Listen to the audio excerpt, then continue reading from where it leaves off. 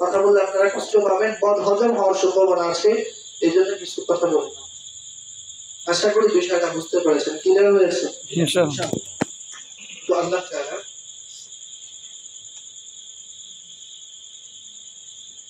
রব্বে কারীম আল্লাহ পবিত্র কালামে হাকিমের সূরাতুল আরাফ ৭ নম্বর সূরা ১৭৯ নম্বর আয়াত ৯ পারা ১৩ পৃষ্ঠা ১ নম্বর লাইন থেকে ৩ একটা আয়াত তেলাওয়াত করেছি।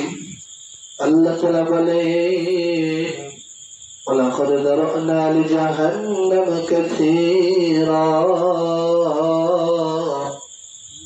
মিনাল জিন্নি ওয়াল ইনসি লাহুম কুলুবুন লা ইয়াফকাহুনা বিহা।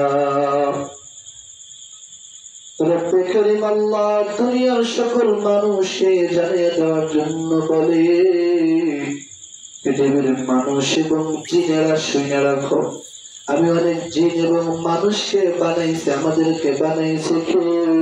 আল্লাহ। মহব্বতের সাথে বলেন বানাইছে কে? আল্লাহ। আল্লাহই বলেন জিন এবং মানুষকে আমি আল্লাহই বানাইছি। কেন বানাইছি জানো? দুনিয়ার কোন মানুষের গোলামি করবার জন্য না, দুনিয়ার কোন মানুষের দাসত্ব করবার জন্য না, দুনিয়ার নেতা খেতার পা চাটবার জন্য আমি আল্লাহ মানুষকে বানাই নাই, বরং আমি আল্লাহ বানাইছি বানানোর একটা উদ্দেশ্য আল্লাহর আছে। এজন্যই আল্লাহ বলেন পবিত্র কালামে সূরাতুজ জারিয়াত ৫৭ নম্বর সূরা ২৭ পড়ে ২ পৃষ্ঠা ৪-৫ নম্বর লাইনের মধ্যে আল্লাহ বলেন ওয়া মা খালাকাতুল জিন্না ওয়াল ইনসা ইল্লা লিয়াবুদুন। আল্লাহু আকবার। আল্লাহ তাআলা বলেন ওরে দুনিয়ার মানুষেরা, তোমাদের মধ্যে কি চিন্তা চেতনা ঘুরে দুনিয়ার কেউ যদি না জানে, জানে কে? আল্লাহ। আমাদের মাথার মধ্যে কি ঘরে, আমরা কি টেনশন করি, কি চিন্তা আমরা করি, দুনিয়ার কেউ যদি না জানে গো, জানে কে? আল্লাহ। সবাই বলেন জানে কে? আল্লাহ।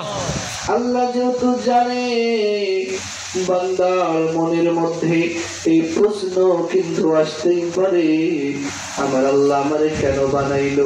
এই প্রশ্ন আমাদের আছে কি নাই? আছে। এই প্রশ্ন আমাদের মধ্যে আছে, রব্বে কারীম আল্লাহ আমাদেরকে কেন বানাইলো? এই কথার জবাবের জন্য আল্লাহ বলে দুনিয়ার মানুষ এবং জিনকে দুনিয়ার কোন টার্গেট নিয়ে আমি আল্লাহ বানাই নাই, বরং তাদেরকে বানাইছি শুধুমাত্র কেবলমাত্র একমাত্র আমি আল্লাহর গোলামি করবার জন্য। সুবহানাল্লাহ পড়ে। সুবহানাল্লাহ সুবহানাল্লাহ সুবহানাল্লাহি আমার বানাইছে আল্লাহ কবরে রাশামি। ঠিক না বলেন? সুবহানাল্লাহ সুবহানাল্লাহ সুবহানাল্লাহি আমার বানাইছে আল্লাহ কবরে রাশামি। ঠিক না বলেন? ঠিক। আল্লাহ তাআলা মানুষদেরকে জানিয়ে দেওয়ার জন্য বলে তোমাদেরকে শুধুমাত্র চাকরি বাকরি করবা, সন্তানদেরকে চালাইবা, এই জন্যই আমি আল্লাহ বানাই নাই। চাকরিও চলবে, সবকিছুই চলবে, সাথে সাথে দিনের ৫ বার কারণ একজনের কুদরতি পায়ে সিজদা করতে হবে, উনিকে আল্লাহ।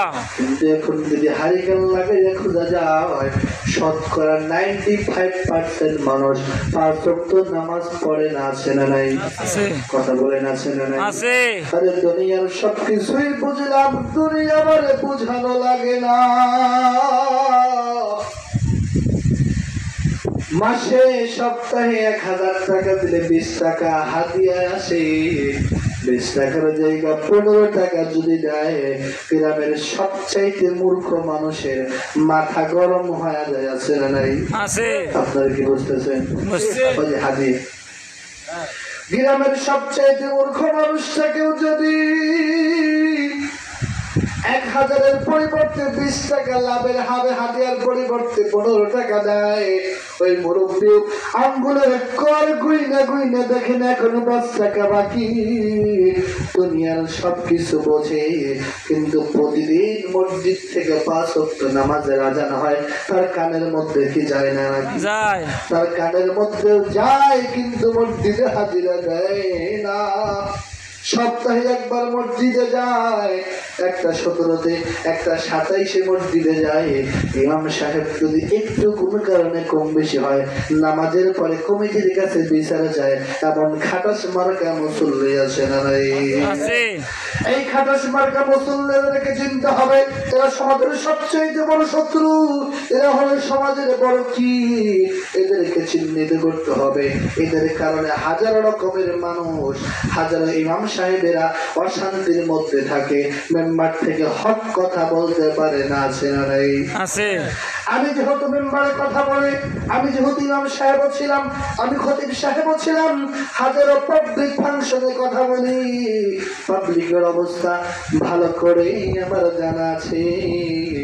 কত ধরনের পাবলিক যে দুনিয়াতে আছে, যদি নাম এসা যায় কিন্তু চেনা যাবে না। আপনি মনে করেন আপনি শুধু ইমাম সাহেবকে একটা কথা বললেন, আর আপনার মতো কত পাতি নেতা আছে, সুযোগ পাইলে ইমাম সাহেবকে হুমকি ধমকির কথা কয়, চাকরি হারানোর ভয় দেখায়। এমন পাতি নেতা আপনাদের গ্রামে নাই? আছে। আছে। তাদেরকে চিন্তা হবে। এরা কখনোই মানবতার বন্ধু হতে পারে না। এরা শুধু ইসলামের লেবাস ধরে, ইসলামের নামে ইসলামকে ব্যবহার করে, কিন্তু সত্যিকার অর্থে তাদের মধ্যে ইসলামের রহস্যই আছে নাকি? যেই কথা বলতেছিলাম, ওই যে সূরাতুল আরাফ 7 নম্বর সূরা 179 নম্বর আয়াত, 9-13 নম্বর লাইনের মধ্যে আল্লাহ বললেন, অনেক জিন এবং ইনসানকে আমি বানাইছি। কেন বানাইছি বন্ধা জানো? সেই কথাটাও জানলাম, মালিকের গোলামির জন্য। এখন মালিকের গোলামি কেমন হবে? মালিকের গোলামি শুধু 5 ওয়াক্ত নামাজ পড়ার দ্বারাই হয় না। মালিকের গোলামি শুধু হজ করতে গেলেই হয় না, বরং তোমার জীবনের সকাল থেকে শুরু করে সন্ধ্যা পর্যন্ত, সন্ধ্যা থেকে নিয়ে সকাল পর্যন্ত আল্লাহর যখন যেই বিধান, সেই বিধানকে সময় মতো সঠিকভাবে পালন করার নাম হলো গোলামি করা। আমরা শুধু মনে করি 5 ওয়াক্ত নামাজ পড়লাম, কিন্তু নামাজ পড়ে কোদাল জানিয়ে যখন ক্ষেতের মধ্যে যায়, তখন আইল ছাড়তে ছাড়তে আর একজনের ক্ষেতের মধ্যে যায়। এমন মার্কা মুসল্লি আছে না নাই? আছে। আছে না নাই? আমি আগেই বলছি বাবা, আমি লম্বা টান দিয়া মা ফাতিমার ঘটনা আপনাদেরকে শোনাইতে পারবো না, কিন্তু সমাজের কিছু বাস্তব কথা বলবো। ভালো লাগুক চাই না লাগুক দেখবার সুযোগ নাই। আল্লাহ যেহেতু বলেছে, বলে যাব ইনশাআল্লাহ। শুনবেন তো ইনশাআল্লাহ? ইনশাআল্লাহ। কেবল উঠে যাবেন। আমি বিভিন্ন জায়গায় মাহফিলে যাই। গত কয়েক মাস আগে, রমজানের সময় আগে, কয়েকদিন আগে আমি সাতবাড়িয়া মাহফিলে গেলাম। এখানে কাউকে খোঁচা দেওয়ার জন্য বলছি না, জাস্ট একটা বোঝানোর জন্য। তো সেখানে যাওয়ার পর প্রধান বক্তা ছিলাম। তো কথার এক পর্যায়ে ভূমিকাতে আমি আবার সাতবাড়িয়াতে লেখাপড়া করেছি 10 বছর, এবং সাতবাড়িয়াতে থাকতে একটা